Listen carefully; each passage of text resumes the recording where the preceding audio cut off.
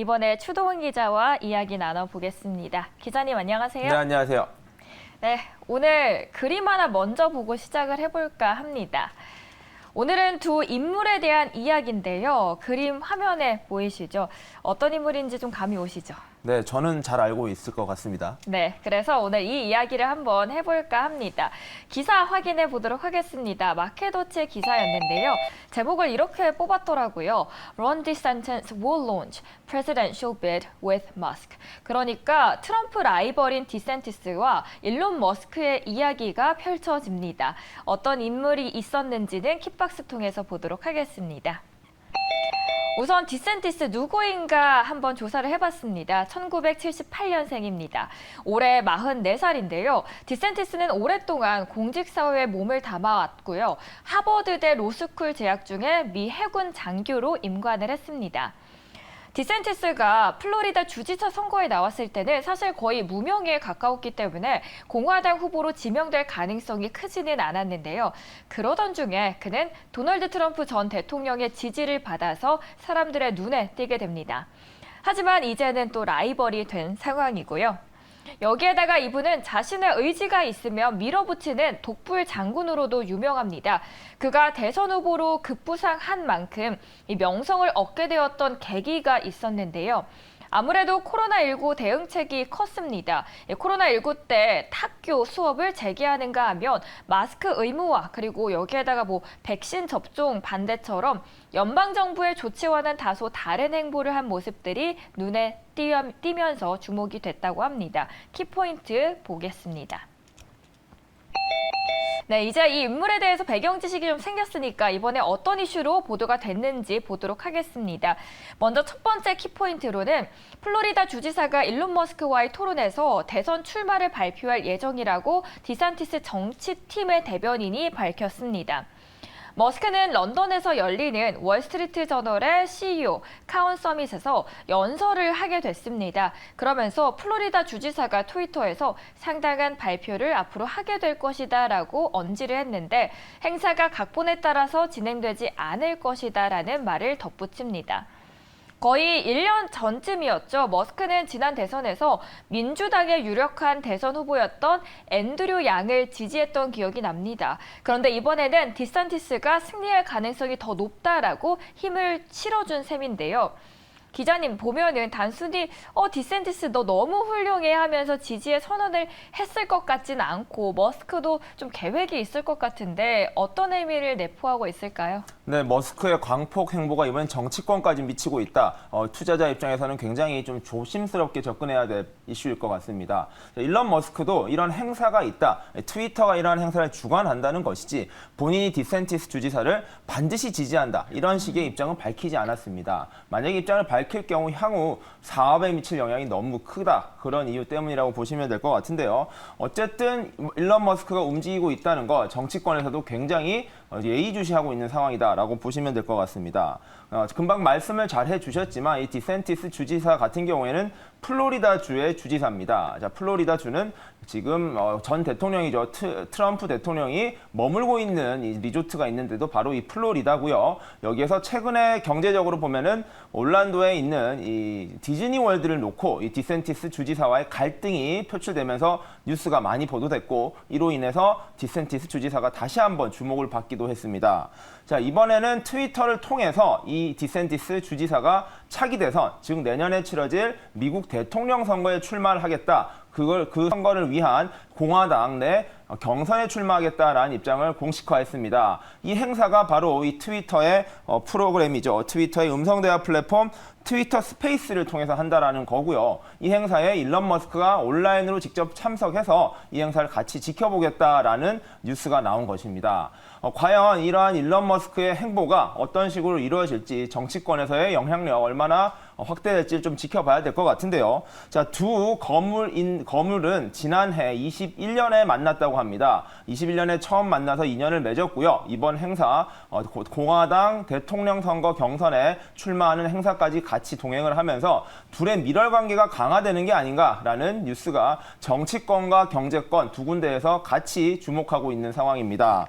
일단은 일론 머스크는 트위터를 사실상 소유하고 있고요. 그 다음에 테슬라 같은 경우에도 현재 운영을 하고 있습니다. 즉 사업적으로 많은 것들을 하고 있는 상황에서 이번 정치권, 특히 대통령 선거와 관련된 뉴스에서 직접적으로 발을 담근다는 것은 어찌 보면 위험할 수도 있다라는 우려도 커지고 있는 게 사실입니다. 공화당 같은 경우에는 현재 전 대통령이죠. 트럼프 전 대통령의 유력한 후보 지명이 예상되는 가운데 디센티스가 아주 지금 젊은 피를 앞세워서 도전을 하고 있는 형국이다라고 보시면 될 것 같습니다. 과연 예상하지 못한 이러한 반전이 일어날지 좀 지켜봐야 될 것 같은데 이러한 반전에 일론 머스크가 기여를 할 수도 있다라는 부분에서는 중요한 뉴스일 수도 있다라는 것입니다.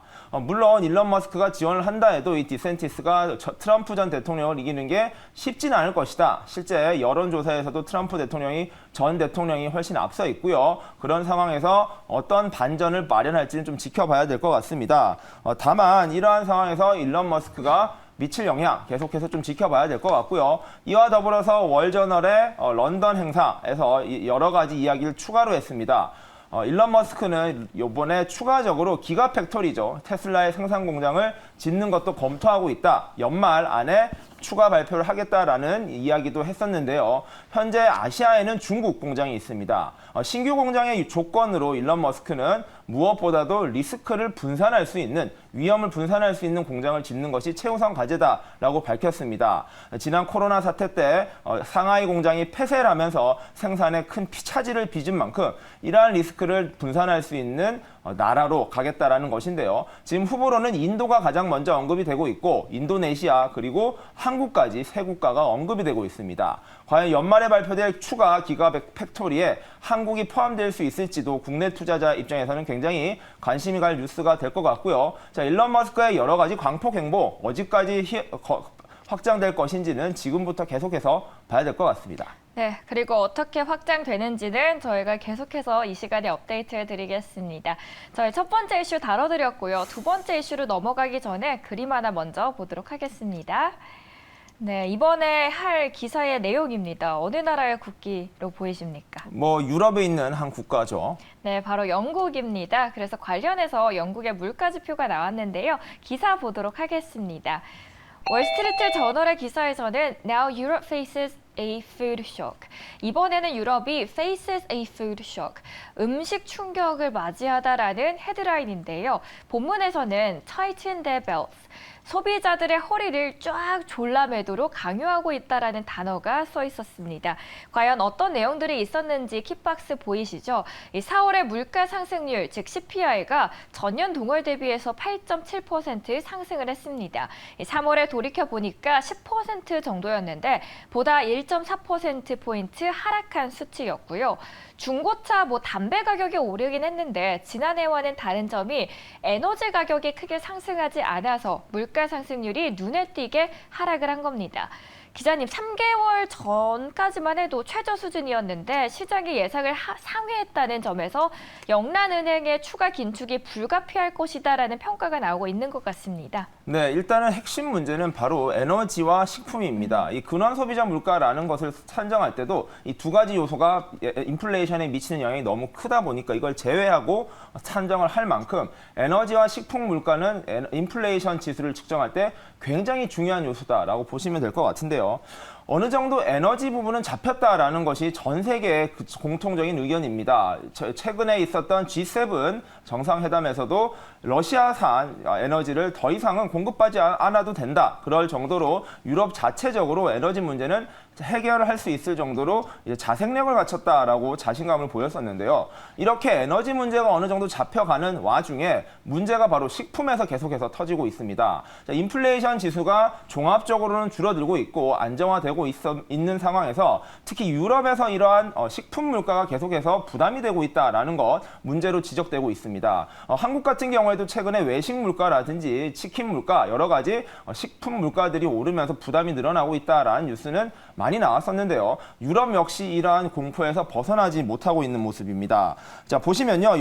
영국의 식품 가격 같은 경우가 지난 3월 기준 작년 동기 대비 19.3%나 오른 것으로 조사됐습니다. 즉, 인플레이션은 계속해서 줄어들고 있는데 식품의 인플레이션은 여전히 더욱 가파르게 늘고 있다는 것인데요. 이렇다 보니까 가게에서는 허리띠를 졸라매고 특히 식료품 가격을 아끼려고 애를 쓰고 있는 상황입니다. 자, 프랑스 같은 경우에도요. 우크라이나와 러시아 전쟁 이후 식량 구매를 무려 10% 가까이 줄였고요. 이러한 에너지 사용을 4.8%밖에 줄지 않았다라고 합니다. 즉 어찌 보면은 난방은 버티면 되고 먹는 것은 못 참을 것 같은데 오히려 먹는 것, 식품 가격에 부담을 더 크게 느꼈다라는 것이 유럽의 현실이라는 것입니다. 자, 독일 같은 경우에도요. 3월달 식품 판매를 조사해 보니 전월 대비는 1.1%, 전년 동기 대비는 10.3%나 줄어들면서 94년에 조사를 시작한 이후 가장 큰 폭으로 식료품 판매가 줄어들었다라는 조사 결과가 나왔습니다. 자, 육류 소비도 많이 줄였고요. 아무래도 돈을 조금이라도 아끼기 위해서 고기 등 이제 단백질 소비 같은 경우에도 동물성에서 식물성으로 바꿔가는 등 여러 가지 유럽 고민들이 커지고 있다라는 거 조금 보통 일이 아니다라고 보고 있습니다. 이러한 이유들 원자재 가격은 많이 떨어졌습니다. 전쟁 초기만 해도 우크라이나에서 생산되는 곡물 가격들이 오르면서 기본적인 원자재 가격이 오른 것들이 식품 물가의 상승으로 올라갔다라는 것인데요. 지금 이런 원자재 가격이 잡혔음에도 불구하고 왜 식품 물가가 올라가냐 이런 부분에 대해서는 전문가들의 분석도 갈리고 있습니다.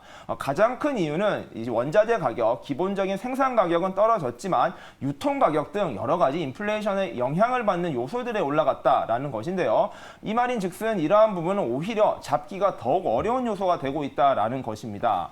즉 원자재 가격이 안정화되더라도 전체적인 유통 가격 그리고 가공 가격이 오르면서 부담이 늘어난다는 점 유럽에서는 크게 문제로 부각되고 있고요. 자, 미국에서도 현재 인플레이션이 다시 발생할 수 있다라면서 페드 내부에서도 인플레이션을 우려해서 금리를 조금 더 올려야 된다는 입장이 커지고 있는데 유럽에서도 이런 분위기가 계속 확산된다면 전 세계가 또다시 인플레이션 공포에 빠질 수 있다라는 점 계속해서 식품을 중심으로 살펴보는 게 중요할 것 같습니다.